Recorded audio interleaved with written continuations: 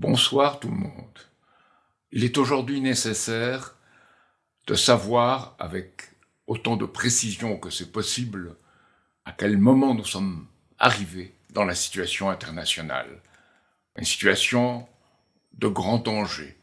Depuis que le président Biden aux États-Unis, ou ce qui en tient lieu dans les allées du pouvoir américain, a autorisé des frappes de missiles depuis l'Ukraine jusqu'au sein du territoire russe, la situation est la suivante.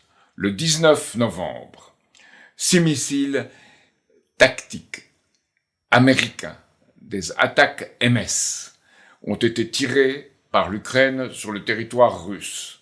Et le 21 novembre, il y a eu un tir combiné, incluant des systèmes britanniques Storm Shadow, qui sont les mêmes que nos Scalp, et des systèmes HIMARS américains, à nouveau sur le territoire russe. Depuis, la Russie a répliqué en tirant un missile qu'on a dit d'abord un missile ICBM, un missile intercontinental, un missile Global BS-26, et puis il est apparu que c'est un nouveau missile de portée intermédiaire, le président russe l'a défini ainsi, qui s'appelle Oreshnik, ça veut dire noisetier. Il a été tiré sur la ville de Dnipro, en ukrainien, Dniepropetrovsk, c'était son nom russe auparavant, et ce missile, ce noisetier, est capable de tirer plusieurs ogives différentes, en même temps, sur des cibles différentes. Donc voilà où nous en sommes. C'est une sorte de simulation de la Troisième Guerre mondiale. Alors, le président Poutine a fait une déclaration solennelle, soulignant d'abord que le missile Oreshnik était hypersonique et était à la vitesse 2,5 à 3 km seconde et que c'était à peu près Mach 10 en termes militaires. Le président Poutine a déclaré précisément, et j'ai ici la citation qu'il a faite en tant que représentant président de la Fédération de Russie, il a dit « Nous considérons comme en droit d'utiliser nos armes contre les installations militaires des pays qui permettent d'utiliser leurs propres armes contre nos installations. Et en cas d'escalade, d'action d'agression, nous réagirons de manière décisive et en miroir.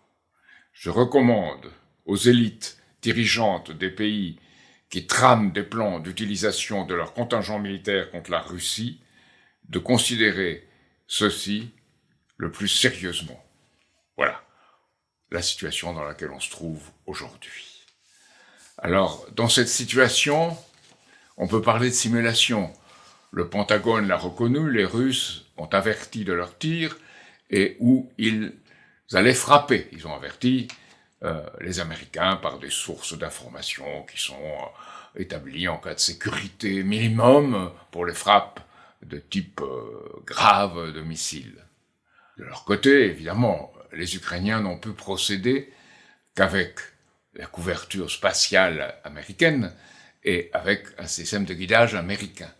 Donc nous sommes dans une guerre de fait, devenue directe ou quasi directe entre l'OTAN et la Russie. Et la France, évidemment, est membre de l'OTAN.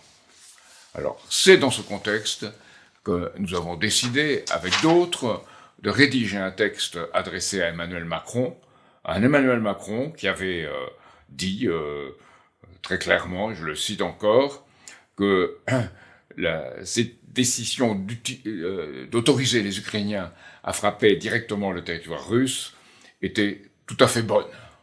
Donc on est engagé. C'est ce que ça veut dire. Dans une situation où, je rappelle, la Russie est une des deux très grandes puissances nucléaires du monde et où il avait été décidé, par une règle implicite, que jamais on n'attaquerait le territoire d'une puissance nucléaire. Aujourd'hui, c'est fait. Et c'est ça toute la gravité de la situation.